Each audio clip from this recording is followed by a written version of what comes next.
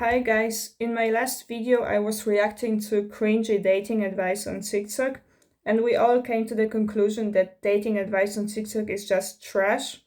But I think I might have been a bit unfair because I was only analyzing TikTok and no other social media platforms or websites. And I think it's time for us to change that. I'm sure there are some places online that offer great relationship advice, great dating advice, and today we're going to explore the website that offers the best relationship advice, and obviously it's Reddit. As we all know, Reddit is full of mentally stable people. There are no unhinged weirdos there. There are no creeps, no incels. It's just all mentally stable, normal people that are going to give me great relationship advice. And I'm sure we can learn something from this experience. So let's jump right into it.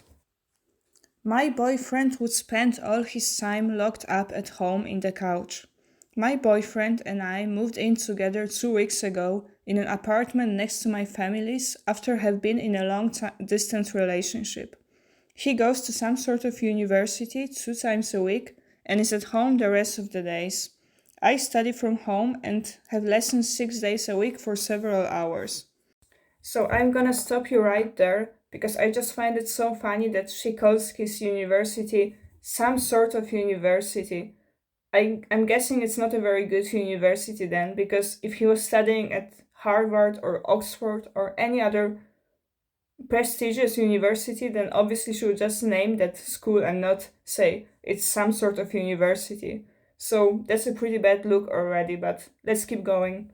Today was a beautiful sunny day, and I was indoors at home, but then in my free time, I was in the garden enjoying some fresh air, and later I helped my sister with some work in the garden. I asked my boyfriend to join me in the garden, but he said he preferred to stay indoors. However, it bothers me that while I did various activities, today he spent the whole afternoon, at least 4 or 5 hours, sitting on the same spot on the sofa playing video games. Come on, it's just one evening. They just moved in together. He spent 4 or 5 hours gaming, and she already has a problem with it. Is he not allowed to spend his afternoon the way he wants to? Just because you like going outside, that doesn't mean it's superior to sitting at home and gaming, especially since he's done with classes for that day. It's not like he was just doing nothing for the whole day. He just spent the afternoon gaming, so what's the problem? I think that she's definitely overreacting here. It's fine that he has this passion, but I would like him to do something else too, to be more spontaneous or to occasionally take part in activities with my family. Instead, if I didn't encourage him, he would spend all his time locked up at home. I would like to talk to him, but I'm afraid he might feel pressured by me and that he might immediately become defensive.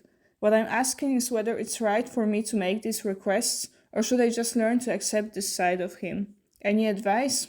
Yes, get off his back. I don't know what else to tell you. You are not letting him spend his free afternoon the way he wants to spend it because you believe that your way of spending time is superior. Why can't you just sit outside alone for 4 or 5 hours? I get it if he was gaming every day. If he was actually addicted to gaming, then maybe that would be a problem. But this was just one evening, so what's the issue? I really don't get it. But I'm not the one who's supposed to give relationship advice, so let's see what other Redditors have to say about this. It's completely acceptable to want to spend your free time at home playing video games, if that's what you enjoy. He should make an effort to do things you enjoy too, as your significant other, but he's not doing anything inherently wrong. I agree. If he's getting his work done, keeping house in order, caring for you and your relationship, you really don't have a reason to complain much. Now perhaps he could improve. You could tell him, hey, I'd enjoy going out with you occasionally, to a movie, dinner, to see friends. If he refuses, obviously that could be an issue. He could try to compromise with you if you are someone who likes to get out more. But you need to also compromise with him, and more often than not he would prefer to stay in with you. There isn't anything wrong whatsoever with being a homebody. Extroversion is wrongly rewarded. Some people thrive in the comfort of their home, and that should be something you find endearing about him, not judge him. To answer your question though, yes, of course you can talk to him about it and request you guys do some family things together. That seems fair to ask of him. And perhaps suggest something in the middle, such as hosting family or friends over for game nights. He might like that sort of thing a lot instead of going out to loud and crowded venues. Am I dreaming? Did I just see reasonable relationship advice on Reddit, of all places? This kinda sucks because I was trying to prove a point that Reddit is full of terrible relationship advice, but those two Redditors, they just gave very reasonable advice on how to solve this issue. Obviously, they need to compromise because you can't force an introvert to constantly be social, but at the same time, he should at least try to be a bit more social. And I know how hard it is as an introvert, but I think it's important to still make some effort if you have a partner that is more social than you. I am impressed. This was actually very sane and normal. Good job, guys. Let's check another post. I want to divorce my husband, but everyone keeps telling me I will die alone if I do so. What is the best course of action? I caught my husband cheating on me with my daughter's teacher. We have 3 kids. We have been married for 15 years and together for 20 years. But recently I found out he has been cheating. I reported the teacher and separated from my husband. I served him divorce papers because cheating has always been a deal breaker for me. My husband has begged a lot, but I still didn't budge. It's been 1.5 months since I served him divorce. I have had people try to convince me to stay. I've heard numerous advices, but most common were 1. All men cheat. If I leave my husband and find a new man, the chances that he will cheat on me is still high. Better to stay with him. What kind of weird logic is that? First of all, not all men cheat. There are men who stay loyal their whole lives.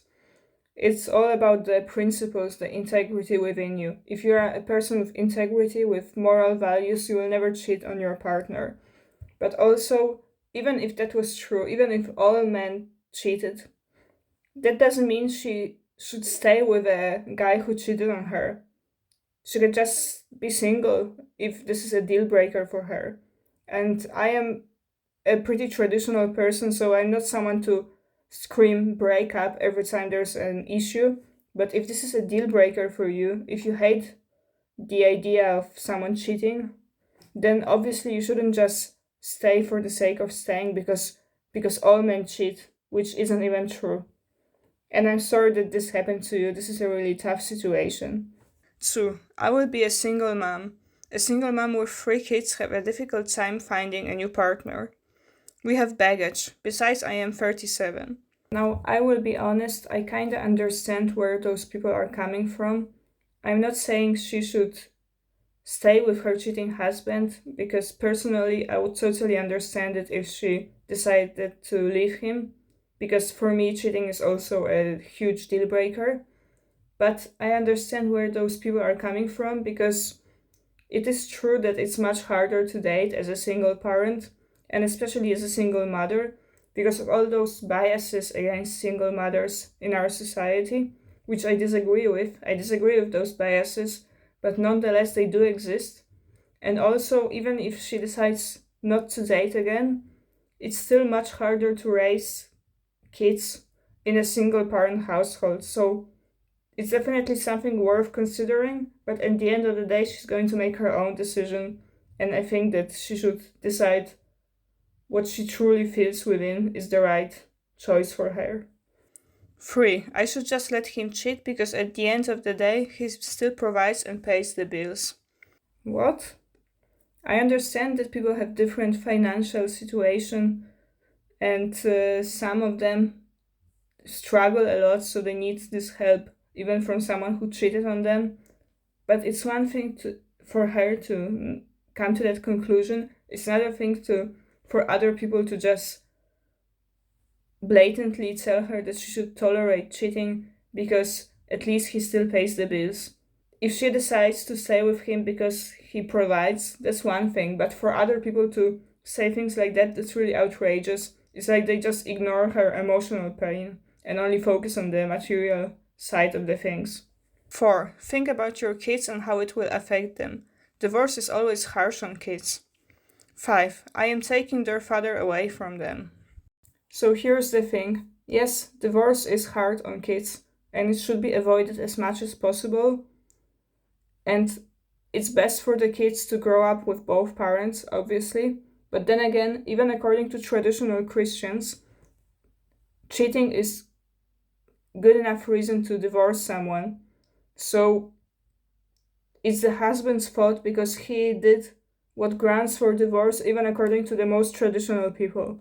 And also, just because they're divorcing, that doesn't mean that the kids will never see their father again. Maybe he will get some custody, maybe he will be able to visit the kids once in a while, so it's not true that they have totally lost their father either. All this I avoided, but what struck me was what my mother said. My mom also divorced my dad when he cheated. Our dad abandoned us after the divorce was final. I barely talked to him. My mother said sometimes she wishes she didn't divorce my dad. He left us because he was angry that my mom didn't want to work things out. If she had just worked things out, I would still have a dad. Part of the reason she was single till I was 18, because she didn't want strange men to groom me and take advantage of me. She said to think about it. I mean, yeah, there are cases of people who divorce and then regret it, but then again, the mother cannot just project her experiences on her daughter. Maybe her daughter is going to have a different experience where she's totally sure that she wants to divorce her husband and she will never regret this at all. Time will tell, but then again, I think that at the end of the day, the woman from the thread should make her own decision and not just listen to what people are saying. And she should think about it very clearly, not act upon emotions, but think about this very clearly and then make the decision, knowing the consequences, knowing that she's going to become a single mother, that maybe she will regret this in many years, and she needs to be fully on board with the potential consequences. But then again, she should still make the decision. She shouldn't let other people influence her. I have thought about this for a long time. I cannot even look at him. His face disgusts me. The last time he touched my arm, I jerked it off. I am fine if I never date again. But I've always had abandonment issues. I think about my children and it makes me want to change my mind. But how can I stay with a man who disgusts me? We will be living like roommates. I need some insights on what is the right thing to do for me and my kids. So that was a tough one. I truly feel for her. I think it's terrible to end up like this after so many years of marriage, after 3 kids. I think this husband is a piece of shit. But let's see what Redditors have to say. Your husband cheated with the teacher of your kids. He cares shit about your kids. How many people at this school, including other parents, know now? The fact that he did that to your kids and has embarrassed them in such a way, even though they might not know personally, is telling enough. You don't shit where you or your kids eat. Your husband just did. Divorce him. Okay, I agree that what he did was very much wrong, but I don't think it means that he doesn't give a shit about his kids. It was an affair. That doesn't mean that he doesn't care about his kids at all. He should still see them, even after divorce. But I do believe that it's probably the best for this woman to divorce this guy. All men cheat. Bullshit. That's folks typically projecting their own behavior and or experience. I'm a man, 60 plus, never cheated, never even seriously thought to do so, and can't say I've never had attractive women hit on me. Think about your kids and how it will affect them. Yes, do you want to teach them that it's fine to be a cheater? It doesn't matter because partner will stay regardless? What else do you want to teach them and how much shit do you want to teach them they ought put up with from a partner? Do you want to teach your kids that banging the kid's teacher is acceptable because it wouldn't even break up a marriage? I am taking their father away. His actions and consequences. You're not taking him away. He friggin' left to go bang your daughter's teacher. Dad abandoned us after the divorce, because he's a jerk, not because of the divorce. I cannot even look at him. Divorce is bad, and also teach your kids to not accept nor tolerate the unacceptable. Well, what else is there to say? I think this marriage is definitely over, and I'm sorry that this happened to this woman. It really sucks, it's heartbreaking. I was supposed to do one more thread, but this video got way longer than I expected, so this will be it for today. Please make sure to like and subscribe if you like this kind of content, and I will see you in the next video. Peace.